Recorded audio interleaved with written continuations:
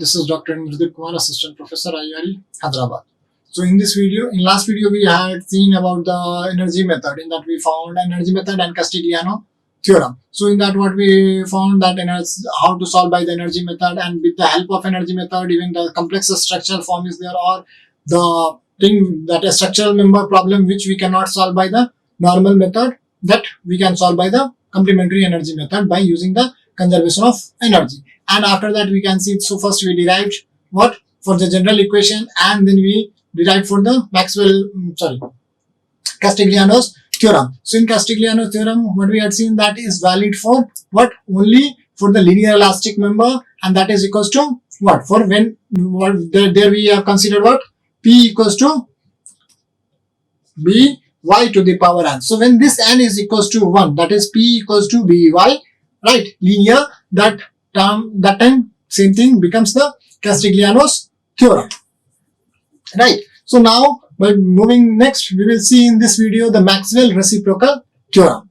Okay, so our topic will be what? Maxwell's reciprocal theorem. So reciprocal means what? Like x is there, reciprocal of x is 1 by x, right? So in this method we will see what? If we will move proof by both the method, that should come same, means either left to right or right to left, that same condition, that will be same. Okay, so let's see how. Okay, so from this one, the deflection at point 1 in a given direction caused by a unit load at point 2 in a second direction is equal to the deflection at point 2 in the second direction caused by a unit load at point 1. So let's see, this is only, so the deflection at point 1. So here is the point 1. So deflection at point 1, suppose this is deflection at 1. Okay, in a given direction, like in this direction, caused by a unit load at point 2. So at point 2 unit load is there, here. Now because of this, whatever the deflection will be in this one, okay, that will be what? Equal to, so force is acting here, and because of this force, how much deflection is there here on 1, that will be equals to when force is acting here, and we will find the deflection here. So let's see once again. Force is acting here, so because of this force, whatever the deflection will be here, right, that will be same when force is acting here and we are finding deflection here. So these two deflection will be same. So this deflection is because of this force, and this deflection is because of this force. So that's why just here we are applying the load to another point and finding deflection to some other point. So we are applying load here, then finding deflection here, and next case applying load here, finding deflection here. So that will be same. Next, apply load here, that P1, and deflection at Pn, right? That will be equals to, because of load Pn, deflection at 1. Similarly, for load P1 is acting, so deflection at P4, whatever the deflection at P4 will be there because of P1, that will be equals to, because of this load P4 at 1. At these points, whatever is there, that is not the matter. The thing is, where you are applying the load opposite to that of that, not opposite means the other point, whatever the deflection will be there, the same deflection will be there for the first point because of that point load. So because of P1, now suppose P1 is load acting here, then whatever deflection will be on P3, the same deflection will be on 1 because of P3. So that we have to prove, and then we can say that is the Maxwell reciprocal theorem, it's valid. Similarly, we derive the relationship between moment and rotation as follows. So let's see how to find that. The rotation at point 1. Okay, so now at point 1 we are finding. So rotation at point 1 caused by a unit moment at point 2. So now this point starts, suppose, rotating, right? Because of what? Here, unit moment at point 2, because of moment here, right, equals to the rotation at point 2. Now this will rotate because of moment here, caused by unit moment at point 1. Finally, there are, so this is the structure, here it's a fixed, And any arbitrary shape, that is not just arbitrary shape is there in cap, it's not necessarily this shape. You can take rectangular, spherical or whatever, right? But at one point, because of what load you are finding the deflection at the other point, right? So same for that force on the other point will produce the same deflection at the first point, and that is the Maxwell reciprocal theorem. Okay, so now just see, the rotation at a point 1 caused by a unit load at point 2 is numerically equal to the deflection at the point 2 caused by a unit moment at point 1. So same thing in case of moment also. So moment at point, the rotation of at point 1 because of moment at point 2 will be equals to what? Deflection at 2 because of moment at point 1. The reciprocal theorem is an exceptionally powerful method, just see, a method of analysis of linearly elastic structure.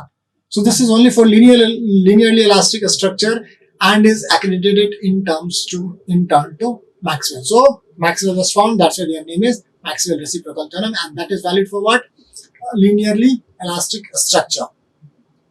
However, before we prove the theorem, we will look at a useful property of linearly elastic system that results from the principle of superposition. So first we will see what?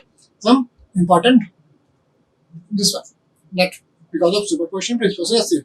We can express the deflection of any point in a structure in terms of a constant coefficient and the applied load using the principle. So in terms of coefficient, because suppose delta 1 is there. Delta will be what? Directly proportional to P1. How much load P1 will apply? That much according to that delta 1 will be there. So for removing this constant, right? So delta 1 is equals to A11 P1. Here A11 is constant, right? So what is 11? Just see here. So first, a load P1 applied at a point 1 in a linear elastic body, for example, will cause a deflection 1 at the point given by. So delta 1 is the deflection at point 1, that is equals to A11 P1. So now what is A11? Here, where the influence or flexibility coefficient, that is called how much influence will be there of that, or the flexibility coefficient A11 is defined as the deflection at point 1 in the direction of P1. Now see here, deflection at point 1 in the direction of P1, right, caused by a unit load applied to point 1 in the direction of P1. So just see once again, deflection at point 1 in the direction of P1. So deflection at point 1 in the direction of P1, okay, caused by a unit load applied to point 1 in the direction of P1. So at 1, whatever the unit load is applied in the direction of P1. So that is A11. Okay. Next, clearly if the body supports a load system like the one, so only one is there, just see here, for only one load. So 1 because of one deflection. If suppose multi 1 is there like here, so then what happened? Because of 1, 1, because of 1, 2, 1, 3, 1, 4, so on at point 1. Similarly at point 2, 2, 1, 2, 2, that means because of their itself, 2, 3, 2, 4, 2, 5, like that. So yeah, clearly if the body supports a load system like the one depicted in figure that earlier, each of the load P1, P2, so on, Pn will contribute to the deflection at point 1. Means all P1, P2. So at point 1, just now we find out deflection at 1 because of 2, right? And so same way here. So means deflection because at point 1 because of 3, deflection at point 1 because of 4, deflection at 1 because of 5, so on, and right. Similarly, deflection at 2 because of 1, deflection at 2 because of 2, deflection at 2 because of 3, so on. Similarly, deflection at 3 because of 1, deflection at 3 because of 2, deflection at 3 because of 3, deflection at 3, 4. So for all the point it will be similar, right? So that is here. So each of the load P1, P2, so on will contribute to the deflection at point 1. As a result, the corresponding deflection 1 at point 1, 1 at point 1 because of 1 at point 1. Delta 1 is A11 when P1 is there. So just see, according to that, this coefficient will change. For P1, Same load is acting at that point, so that's why A11. Now deflection at 1 because of P2, so A12 plus so on. Deflection because of P1 at this point, so A1n. Right? So see, whatever load will apply, this will be same. Now next will be here, or just here, like delta 2, so A2, delta 3, A3, so on, delta n, An. Now how will decide? Because of load P1, so 1, because of load P2, so 2, P3, 3, so on. Here because of P2, so 2, P1, 1. Right? So this will be deflection of all the point because of all the forces or all the load acting on that body. So yeah, that is the total deflection in the direction of P1 produced by all the loads is calculated by. So total deflection at point 1 because of all the loads acting, this is flexibility constant because of point 1, this is at 1 because of 2, at 1 because of n. Where A12 is the deflection, just here, A12 is the deflection at point 1 in the direction of P1 caused by a unit load at point 2 in the direction of P2. So A12 means A12 is the deflection at point 1. Why? Because load acting at 2. So this will give you, that first letter will give you where the deflection is there, and this second will give you where the load is active. Okay, like that also you can remember. Like A31 is there, means deflection at 3 where load is acting at 1. Here deflection at 3 where load is acting at 2. So A3, 2. Deflection at 3, load is acting at 3. Deflection at 3, load is acting at n. Like that, just for deflection n we can say. The corresponding deflection at the point of application of the entire load system are then calculated. So just see here, how many are there? So this we can say that n cross n matrix type we can form because n number of loads is there. So n point will be there, means n deflection also will be there. Like suppose if 2 points is there only, and if body is there, later we will see that. Okay, if 2 point is there, only 1 and 2, right? So let's find according to this one delta 1. So delta 1 will be what? First for this one, so A1 1 load is acting here P1 plus deflection at A because of load 2 P2. Okay, now delta 2. So delta 2 will be equals to what? Here. So A2 deflection at 2 because of load 1 plus deflection at 2 because of load 2. So this is delta 1 and delta 2. If only 2 loads are there or 2 points are there on which the load is acting. So depending upon how many loads are there, that we can find. Okay. So now just see in the matrix form, delta 1, delta 2, delta 3, so on, delta n, whatever the coefficient is there, A1, because just see for in this same thing you can see P1, P2, P3, so on. So first column P1, P2, P3, so on. So that's why once you will multiply here, what you will get? This, that only we are multiplying, right? So finally here delta 1, delta 2, delta 3, so on, delta n, this we have to find. What in terms of what? Here P1, P2, P3, so on is there, and this is the coefficient A11, A12, A13, A1n, so on. Now just according to this, delta 1 will be this into this one, delta 2 will be this into this one, delta 3 this row into this one, delta n equals to this into this one. Now just multiply and then you can see again you will get this equation. Okay, so either this equation in the form of matrix we can write this, or this you can write by expanding in this form. So from here what we can say, delta, this is what? Coefficient that has taken as A, and this is P. So which may be written in shorthand matrix notation as delta equals to matrix of A into P, where this is what? Constant, right? That is constant matrix, and this is variable that at which point load is acting on that one. So now we have to see the proof. Assume an elastic body is subjected to a gradually applied force P1 at point 1. Now we are just finding for 2 points. Okay, just now I showed you here that okay, so 2 points. So assume an elastic body is subjected to a gradually applied force P1 at point 1, and then while P1 remains in place, a force P2 is gradually applied at P2.2. Means what? First at point 1, P1 load is acting at 1, right? So now gradually it's applying here. So now P1 is still acting, and then at 2, we are applying the P2. Right, means this is there and we are applying this also. The force P2 is gradually applied at point 2. The total strain energy U of the body is given by.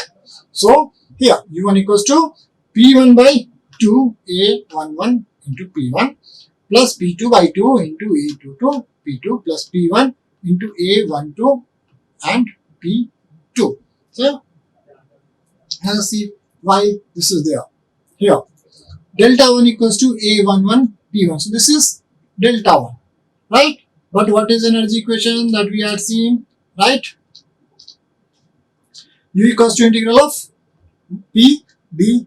So P delta this one. So here P at one point will be what? P1 by 2, and at point 2 P2 by 2. But because of both, that will be P1 into A12 into P2. So this point is load, right? And this is deflection at that point. So at 1.11 P1, at point 2 22 P2, at point 1 because of 2, because this is for first point. So deflection, when you say strain energy because of at point 1 because of load point 1 into deflection, and because of load at point 2, that one, and deflection at, so let's see here first. Like suppose some here sofa is there, right? Now one person will sit, so because of this some deflection will be there, that is here, right? Now another person will sit, then also some deflection will be here. But when first person is sat here, then whatever the deflection will be there, that will be the total. But now when second will sit, here some deflection will be there, and because of this, here also some deflection will be there. So let's see, first deflection because of this one, then deflection, and because of this here the deflection. So total deflection will be deflection because of this here, deflection because of this here, and third one is deflection here because of this load. So here this is. So at P1 because of this load. So that will be the total what? A strain energy stored, or strain energy U. Yeah. The third term on the right hand side of the above equation, that is this term, results from the additional work done by P1 as it is displaced through A12 P2 here. So this will get displaced even if you will sit in sofa. You can see the other, when your friend or any one person will sit, even you can go somewhat downside, right? Means even more deflection. So that is the third term because of this, which will experienced by the first because of second. So that's why here P1. So P1 will experience because of P2. So energy is stored at point 1 because of P2. So from the additional work done by P1 as it is displaced through A12 P2 by the action of P2. If we now remove the loads and apply P2, then P1 we have. Now just here, if we remove the loads and apply P2, then P1 we have. Now we are, that means at just point 2 we are finding because of point 1.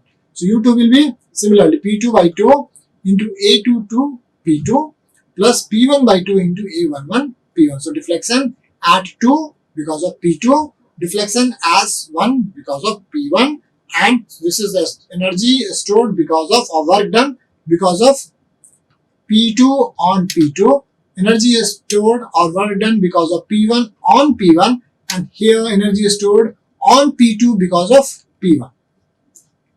Okay, so now just see these two equations. So after expanding, what you will get? P1 by 2 A11 P1 plus P2 by 2 A2 A22 into P2 plus P1 A12 P2.